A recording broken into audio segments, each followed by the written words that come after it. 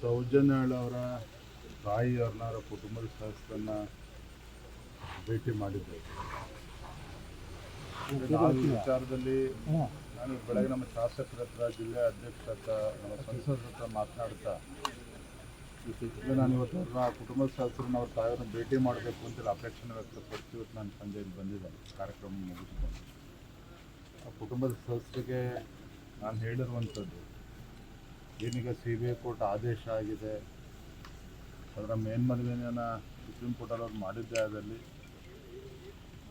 ಏನು ವೆಚ್ಚಗಳು ಬರ್ತದೆ ಸುಪ್ರೀಂ ಕೋರ್ಟ್ನಲ್ಲಿ, ಸೊ ಆ ವೆಚ್ಚವನ್ನು ಸಂಪೂರ್ಣವಾಗಿ ನಾವು ಭಾರತೀಯ ಜನತಾ ಪಾರ್ಟಿ ಅದನ್ನು ಭರಿಸ್ತಿದ್ದೇನೆ. ಅದ್ರ ಬಗ್ಗೆ ತಲೆ ಕೆಡಿಸ್ಕೊಳ್ಬೇಡಿ, ಕಾಳಜಿ ಮಾಡೋದು ಬೇಡ, ನಾವು ನಿಮ್ಮ ಜೊತೆಲಿ ಸಂಪೂರ್ಣವಾಗಿ ಇದ್ದೇವೆ ಅನ್ನೋ ವಿಚಾರವನ್ನು ಅವ್ರಿಗೆ ತಿಳಿಸ್ತೇನೆ.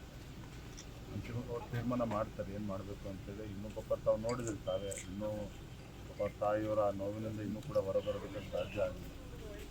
ನಮಗೂ ಕೂಡ ಆ ವಿಚಾರದಲ್ಲಿ ಸಾಕಷ್ಟು ಬೇಸರ ಇದೆ.